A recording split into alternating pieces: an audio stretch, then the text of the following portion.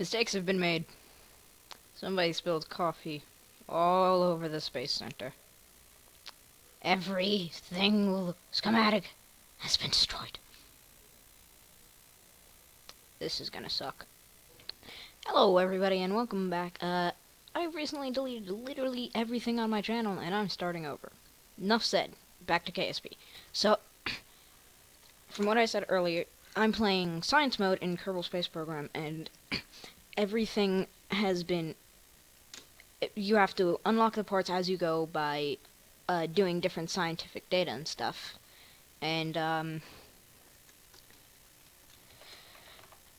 crap. And you basically have to unlock the parts of the different rockets. So far this is all we have. We only have a few things. And also I have mods installed, so that's fun. And, so basically what we're doing is we're just gonna try and use this science to unlock everything and get back to the actual full capacity of the Space Center and have, well, at least have this guy not staring in awe and actually taking notes soon. Okay, let's launch this thing. So there are a few different ways that you can actually gather science. You can do EVA reports, and then if I get close enough to the ground, you can do surface samples as well. You can do crew reports, which... Ooh, I did not turn my Steam into offline mode. Let's hope that doesn't pose any problems. You can do crew reports, which will give you science as well, and then later you unlock different tools that will allow you to do science, such as mystery goo chambers or observation material bay, and obviously, well, not, but the farther you go and like into the solar system, the more science will be worth, but also the harder it is to get it back. So what you can do is you can click this button called Transmit, which usually EVA reports and surface samples, I'm not sure about, and crew reports are immune to this, but it basically waters down the science you get for it. Kind of like if you get a soda and then you put it in some water, how it will not have as much flavor. Let's try that again. And what you have to do is just get your parts unlocked. Farther and farther will give you more. It takes 10,000 signs to complete the entire normal science tree. I'm not sure about this modded science tree. And I went too fast. It's a problem. So, we'll launch. And I'll try to do my best with this recording, but I'm not quite sure about what I should and shouldn't cut out. So most of the building stage will be either cut out or fast forward so that you don't have to watch me building. And then most of the part where I fall over and explode will not be cut out. Huh. He lives. That's unexpected. Jeb, you okay? Yeah, he's fine. After collecting your science, you come over here to the Research and Development building, where you will be able to spend these science points to unlock different areas. Down here on the bottom is generally safety and science. Through the middle is more structural and aerodynamics. And then over the top is how you get more engines and, you know, other type of things that require thrust. So what you should do is follow the bottom path to get all the science, but I don't do that too often. I like to go on the top sometimes, so I can actually go places before things happen. So you just have to gather lots more science. 10,000 science. That's gonna be fun. This is gonna take like 50 episodes, isn't it? No, Jeb, I'm telling you, it's perfectly fine. Nothing will go wrong with this. Okay. Okay, as long as you get it. So, let's make sure this doesn't implode, right? Oops. Totally fine. Wow. To be honest, I did not think that this was going to work. It is a rocket that has the command pod upside down in the middle. Why does this work? It really shouldn't. I'm pretty sure that this breaks the laws of physics. Fair Aerospace, you're not doing your job. You're supposed to make sure I can't do stuff like this. That's a problem. I think this thing... Is this thing... No, it won't. But this thing will get into... Yeah, this will be a suborbital hop. That's worth a lot of science. Well, early. Not really. All too much later.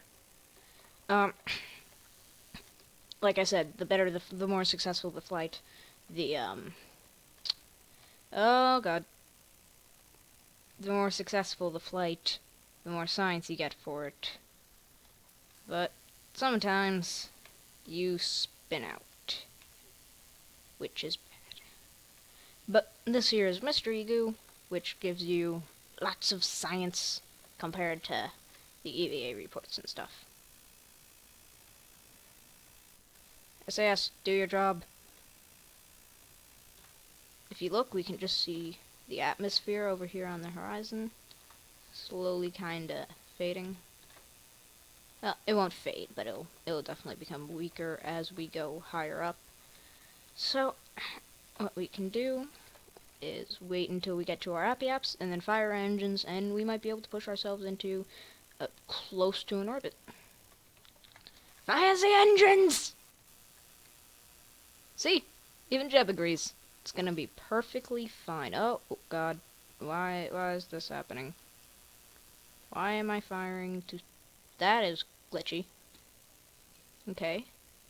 Well, also, all these little hexagonal grids, those are part of,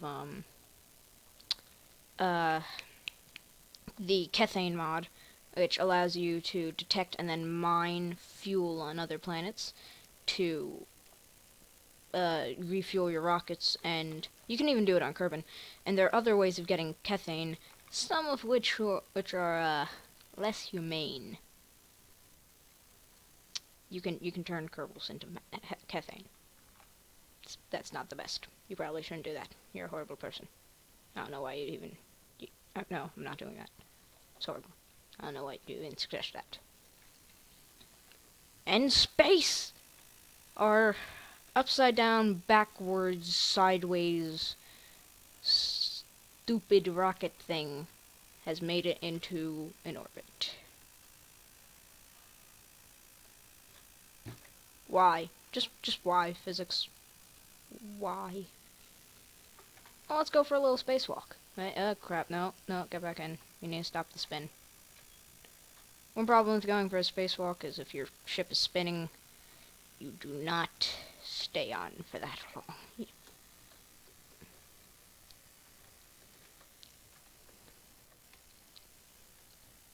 Nothing could possibly go wrong with this.